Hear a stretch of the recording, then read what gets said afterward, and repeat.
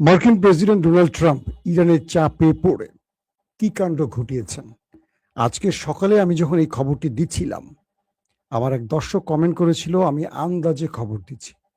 আমি বলেছিলাম যে আমি খবরটি ফার্স্ট দিলাম আজকে, পরবর্তী গণমাধ্যমগুলোতে, বাংলাদেশি গণমাধ্যমে আপনারা পাবেন এবং হয়তোবা ইতিমধ্যে সেই খবরগুলো আপনারা পেয়ে গেছেন। ডোনাল্ড ট্রাম্প নেতানিয়াহুকে অকথ্য ভাষায় গালাগালি করেছে। আমি সেই কিছু খবর আপনাদের দিয়েছিলাম যে ডোনাল্ড ট্রাম্প ক্ষেপে ইসরায়েলের প্রধানমন্ত্রীকে কি ভাষায় গালাগাল করেছিল। তো সেই দর্শকের উত্তর আশা করি আপনারা পেয়ে গেছেন। বিএনপি আগুন নিয়ে খেলছে, একজন প্রশ্ন করেছেন। খেলতে দেন, আগুনে খেলতে খেলতে একসময় পুড়ে ছাই হয়ে যাবে হাসিনার মতো।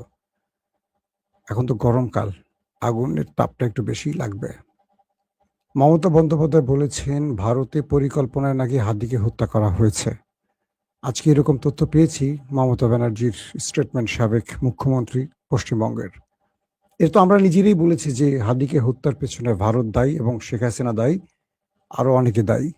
সেই জন্য বাংলাদেশ এটা কোনো বিচারের দিকে হাঁটছে না। এটা ভারত দায়ী না হয়ে অন্য কেউ দায়ী হলে এতক্ষণ বিচার হয়ে যেত। দর্শক আসেন আমরা মূল খবরে চলে যাচ্ছি। প্রথম খবর হলো, মার্কিন যুক্তরাষ্ট্রের একটি পণ্যবাহী জাহাজে ইরান আবারও হামলা করেছে। আমেরিকাকে একেবারেই তোয়াক্কা করছে না ইরান। হরমুজ প্রণালীতে প্রবেশে মার্কিন জাহাজকে প্রথম সতর্ক করা হলো। জাহাজটি ইরানের সতর্ক বার্তা শোনেনি। আবার সতর্ক বার্তা দেয়া হলো, জাহাজটি ইরানের সতর্ক বার্তা শুনল না। তৃতীয়বার আবারও তাকে সতর্ক বার্তা দেওয়ার পর সে যখন কথা শুনছিল না, সরাসরি ইরান সেই জাহাজটিতে হামলা করেছে। আজকে না পান কালকে এই খবরগুলো বাবার গণমাধ্যমে পাবেন। বিষয়টা কি? আমেরিকা ইরানকে সামরিক চাপে ফেলে শর্ত মানতে রাজি করতে চায়। ইরান এবার আমেরিকাকে নতুন ফাঁদে ফেলে দিয়েছে যে তুমি আমার সাথে যে গেমটি করছো সেই গেমটি আমি তোমার সাথে খেলতে চাই। ইরান সেটাই বলছে। তো হরমুজ প্রণালীতে ইরান বুঝিয়ে দিচ্ছে সেই বাদশাহ, সেই এখানকার রাজা। এখানে আর কোনো রাজা হতে পারে না, বাকিরা স্রেফ প্রজা। তো যখন এই প্রণালীতে মার্কিন যুক্তরাষ্ট্রের পণ্যবাহী জাহাজ ঢুকলো, কন্টেনার যুক্ত জাহাজ, তখনই ইরান 3বার সতর্ক বার্তা দিয়ে জাহাজটিতে হামলা করে বসলো এবং ইরান বলল যে কোনো জাহাজকে এ অঞ্চলে প্রবেশ করতে হলে আগে আইআরজিসির নৌ শাখাকে জানাতে হবে। তাদের অনুমতি পাওয়ার পর এখান থেকে জাহাজ বেরোতে পারবে। তাদের অনুমতি নিতে কি করতে হবে? আগে জানাতে হবে জাহাজটি কোন দেশের, জাহাজে কি রয়েছে, জাহাজটি নির্ধারিত ফি মানে টোল দিয়েছে কিনা।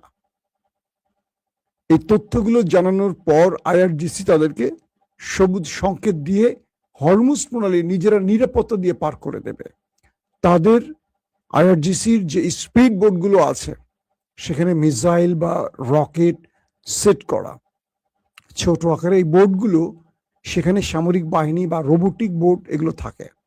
এগুলো যখন সেই জাহাজটিকে নিরাপত্তা দিয়ে আন্তর্জাতিক জলসীমায় দিয়ে আসবে, যখনই কোনো জাহাজ ইরানের অনুমতি ছাড়া এই অঞ্চলে প্রবেশ করবে, ইরান তাদেরকে প্রতিবারই সিগন্যাল দেয়, প্রথম, দ্বিতীয়, তৃতীয় দফা 3বার সতর্ক বার্তা পাঠাবার পর সেই জাহাজে ইরান নর্মালি আক্রমণ করে। তাই আজকে আমেরিকান জাহাজে আক্রমণ করে ইরান আবারও প্রমাণ করলো তারা আমেরিকাকে একেবারে তোয়াক্কা করে না। এর রিয়াকশনে আমেরিকা কি করছে এখন পর্যন্ত খবর আসেনি। পরবর্তী খবরে আমরা হয়তো আপনাদের জানাতে পারবো। দর্শক, সকালে আপনাদেরকে বলেছিলাম যে লেবাননে হামলার জন্য নেতানিয়াহুকে ব্যাপক গালাগাল করেছে ডোনাল্ড ট্রাম্প। এটি আজকে সব গণমাধ্যমে আসছে। যেই গালাগালের ভাষাগুলো এখন আমরা সোশ্যাল মিডিয়া বলতে পারি না, বলা সম্ভব নয়, তবে ট্রাম্প এতটা খেপছে তাকে গর্ধ, পাগল, এমন কথা বলেছেন যে তোমাকে আমি রক্ষা করেছি, তুমি থাকতে জেলে, তোমাকে আমি বাঁচিয়ে রেখেছি, আর তুমি আমার কথা শুনছো না। অর্থাৎ ডোনাল্ড ট্রাম্প যুদ্ধ, ইরানের সাথে যুদ্ধ থেকে বাঁচতে চাইছেন, আর ইসরায়েল এই যুদ্ধে ডোনাল্ড ট্রাম্পকে বারবারই টেনে আনার চেষ্টা করছেন। ইরান শর্ত দিয়েছিল লেবাননে হামলা বন্ধ না করলে ইরান এই যুদ্ধবিরতিতে থাকবে না বা ইরান শান্তি চুক্তিতে আমেরিকার সাথে বসবে না। তারপরও দফায় দফায় কয়েক দফা লেবাননে দেশটি হামলা করেছে। লেবাননের কয়েকটি অঞ্চল তারা দখলে নিয়ে তাদের পতাকাও উড়িয়েছে।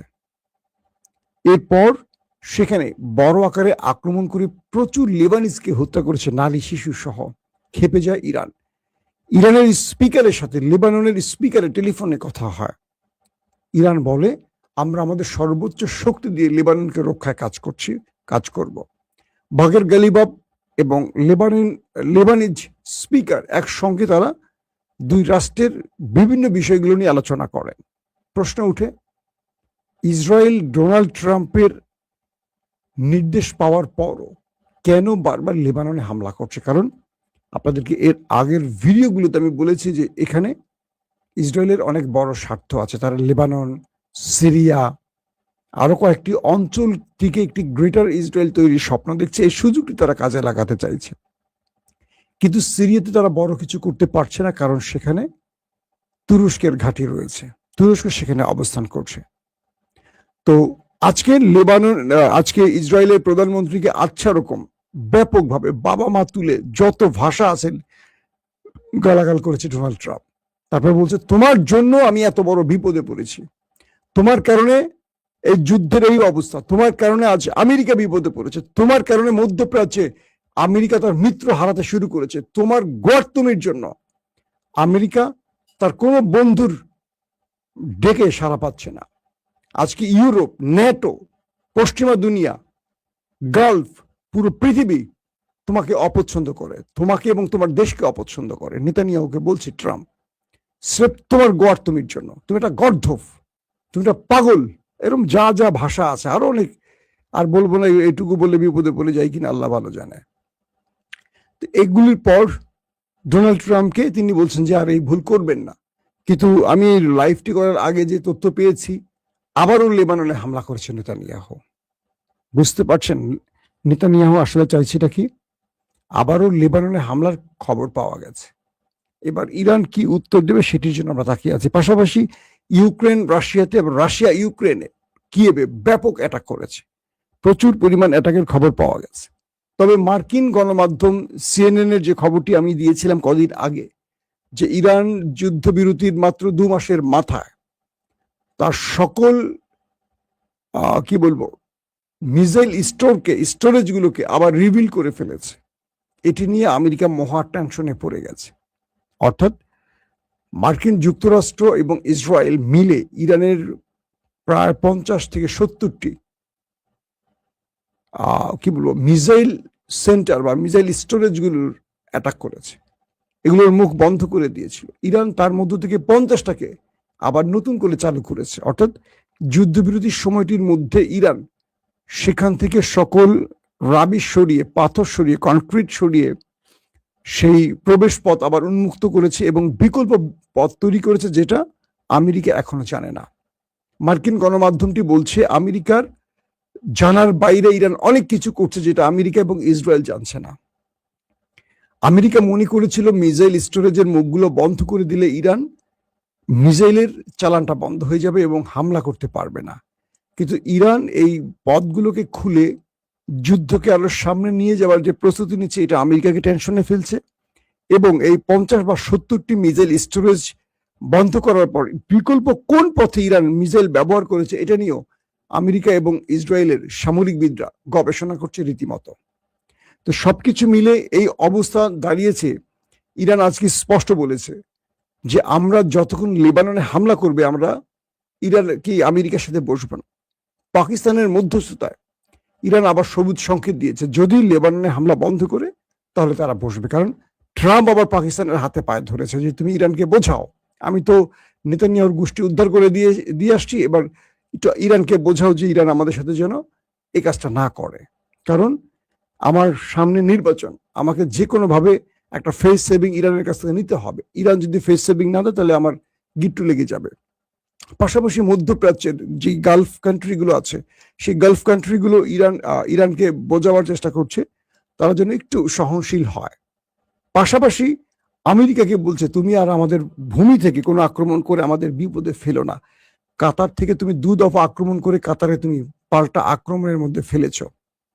এটা কুয়েত, সৌদি আরব সহ আরো কিছু দেশ আমেরিকাকে বোঝাচ্ছে যে তুমি এই কাজ করে আমাদের বিপদে ফেলো না। ইরান যত দ্রুত নিজে ব্যাক করতে পারে আমরা সেভাবে ব্যাক করতে পারবো না।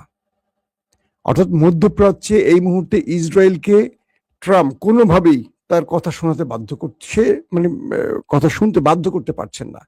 ট্রাম্পের এমন কিছু ইসরায়েলের হাতে রয়েছে যে তিনি গালিগালাজ করছেন। দেখেন এখানে একটা মজার বিষয় আছে। ট্রাম্প টেলিফোন করছে নেতানিয়াহুকে, সবগুলো গণমাধ্যম বলছে দুজনের মধ্যে ভালো কথা হয়েছে, কিন্তু একজন সাংবাদিক, যিনি ইহুদি সাংবাদিক, তিনি কিন্তু এই ট্রাম্পের এই খবরটি লিক করেছেন। কিছু কিছু মাধ্যম বলছে যে আমেরিকা ট্রাম্প ইচ্ছা করেই এই খবরটি নিজেই তার প্রিয় সাংবাদিককে দিয়ে লিক করিয়েছে, যাতে পৃথিবী খবরটি নিয়ে আলোচনা তৈরি করে। এবং সেখানে বলা হয় ট্রাম্প নেতানিয়াহুকে গালিগালাজ করেছেন। এটি কিন্তু ট্রাম্প করিয়েছেন বলে অনেকে ধারণা করছে। তো এই মুহূর্তে যেই অবস্থাটা তৈরি হয়েছে, ইরান কোনোভাবেই আমেরিকাকে আর ছাড় দিতে রাজি না। তারা বলছে যদি তোমরা যুদ্ধবিরতি চাও, শান্তি প্রতিষ্ঠায় বসতে চাও, তবে আগে আমাদের পূর্বের শর্তগুলো মেনে তোমরা যা করার করো। যদি শর্ত না মানো আর আলোচনা হবে না, আমরা ফুল ফ্রেমে তোমাদের সাথে যুদ্ধ করতে চাই। তোমরা এখন যেটা করতে চাও করো, আমাদের আপত্তি নাই। পাশাপাশি পাকিস্তান এখন উত্তপ্ত হচ্ছে গিলগিট বালুচিস্তান আজাদ কাশ্মীরে তাদের দুটো প্রদেশের নির্বাচন। এই নির্বাচনে ইমরানের পিটিএকে হারাবার জন্য সেনাবাহিনী, ইস্টাবলিশমেন্ট এবং সরকার একজোট হয়ে কাজ করছে, এবং সেখানে পিটিএর প্রার্থীকে কোনোভাবে দাঁড়াতে দিচ্ছে না। পিটিআইয়ের ভোটারদেরকে কোনোভাবেই, মানে কি বলবো, যে জনসমাবেশ বা জনসমাগম কোনোটি করতে দিচ্ছে না। এবং খাইবার পাখতুনখোয়া বা ইসলামাবাদ বা করাচি থেকে পিটিএর কোনো নেতারা গিলগিট বালুচিস্তান কিংবা তারা আজাদ কাশ্মীরে প্রবেশ করতে পারছে না। আজকে পিটিএর সিনিয়র ভাইস প্রেসিডেন্ট, আইনজীবী, তাদের কাউকে ঢুকতে দেয়নি, যেন গিলগিট বালুচিস্তান পাকিস্তানের বাইরে আরেকটি দেশ। অর্থাৎ পাকিস্তান সেনাবাহিনী তার সকল শক্তি ব্যবহার করে ইমরানের দলটাকে এখন আবারও প্রাদেশিক নির্বাচন থেকে পরাজিত করার জন্য সকল ষড়যন্ত্র বাস্তবায়ন করছে। একদিকে ইমরানের সাথে সাবেক সেনাপ্রধান কিয়ানি যোগাযোগ করছেন, আসিম মুনিরের বার্তা দিচ্ছেন। নিঃসন্দেহে ইমরান আসিম মুনিরের বার্তায় না বলে দিয়েছেন। তাই গিলগিট এবং আজাদ কাশ্মীরে নতুন করে পিটিএর উপর আবার ক্র্যাকডাউন শুরু করেছে সেনাবাহিনী এবং সরকার।